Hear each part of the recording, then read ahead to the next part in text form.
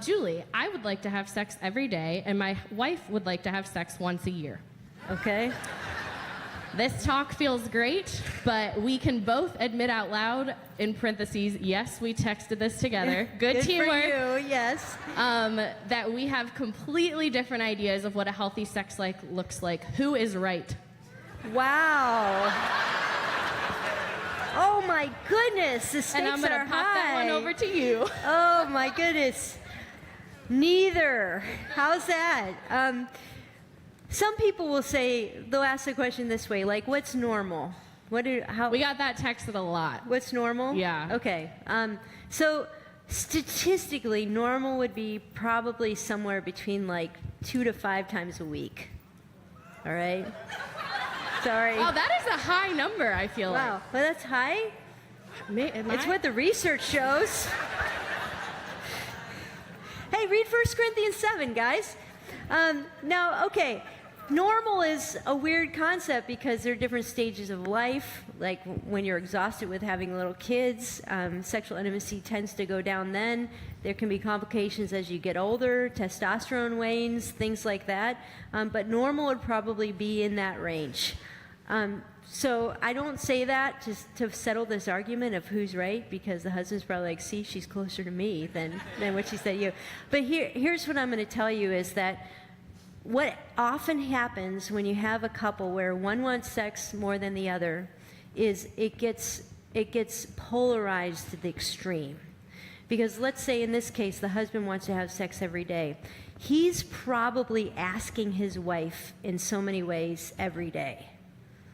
Or maybe twice a day or 3 times a day, because he's thinking, if I ask that often, she'll at least have to say yes, like every couple weeks.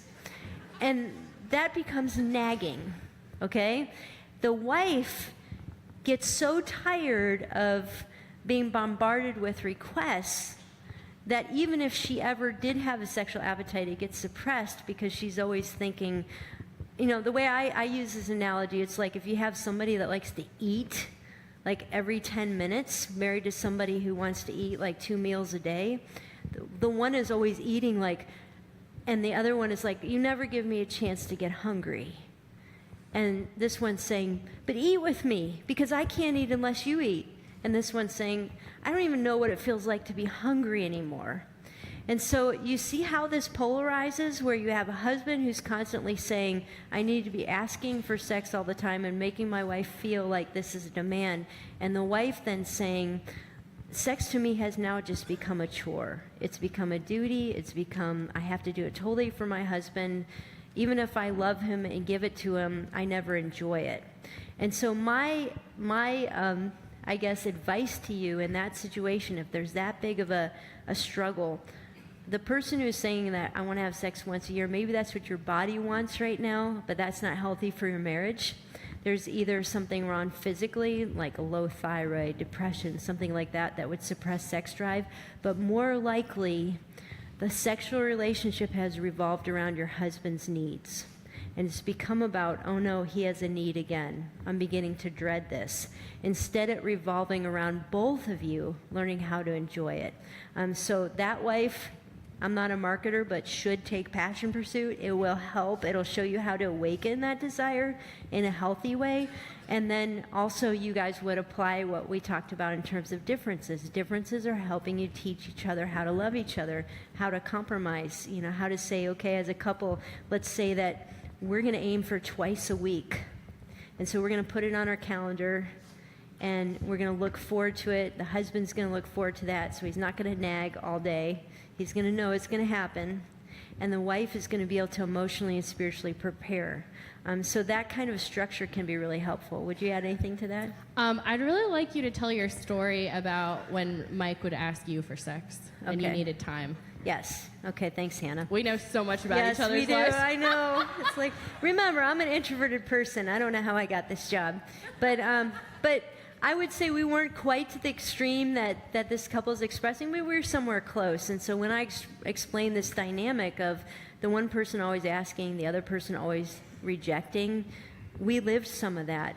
And one thing that really helped is telling my husband that I need time to emotionally prepare. I feel like, anytime I just want to get ready for bed and I'm getting my pajamas on, you think that's an invitation. It's like, no, I have to change my clothes. It's like, that's why I guess rich people have separate changing rooms. But what I taught my husband and what we worked through together was I needed him to tell me a code word so that I knew that that's what he was thinking and so that I could emotionally prepare. So this is really romantic. We came up with a code word, a requisition order. Isn't that romantic? But I came up with it because I'm like, okay, Mike, you were in the Marine Corps. In the military, when you put in a requisition order, how long did it take for you to get what you ordered? This is the government, right? So I'm like, I need that same thing. You tell me, like, you got a requisition order in, and then because I'm the one that's more difficult to get in the mood, when the timing is right for me, then that's when we'll be intimate. And so it was super helpful for us because it gave me time. Okay, he's thinking about this sometime within the next 24 hours or so. I need to be rested, keep the boys busy. And when we had little kids, I'd be like, honey, there's a window and it's closing very, very fast. But when you learn to communicate that honestly and when you learn to have codes, again, you can navigate some of these differences that right now seem insurmountable.